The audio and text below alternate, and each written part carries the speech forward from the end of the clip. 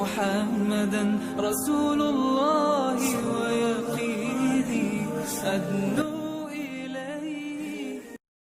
بسم الله الرحمن الرحيم. والفجر وليال عشر والشفع والوتر والليل إذا يسر هل في ذلك قسم لذي حجر ألم تر كيف فعل ربك بعاد إرم ذات العماد التي لم يخلق مثلها في البلاد وثمود الذين جابوا الصخر بالواد وفرعون ذي الأوتاد الذين طغوا في البلاد فأكثروا فيها الفساد فصب عليهم ربك سوط عذاب إن ربك لبالمرصاد فأما الإنسان إذا ما ابتلاه ربه فأكرمه ونعمه فيقول ربي أكرمن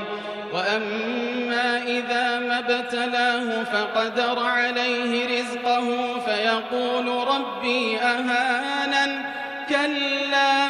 بل لا تكرمون اليتيم ولا تحاضون على طعام المسكين وتأكلون التراث أكلا لما وتحبون المال حبا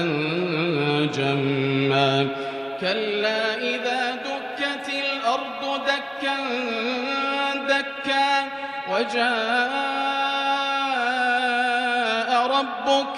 وجاء ربك والملك صفا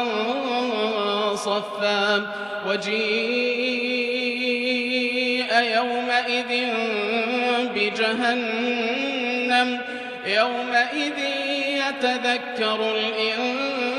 الإنسان وأنى له الذكرى يقول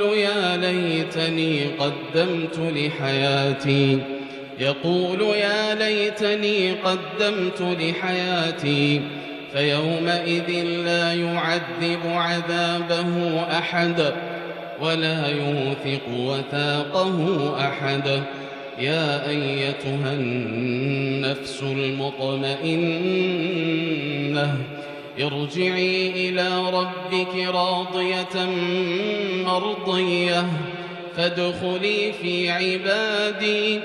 وادخلي جنتي.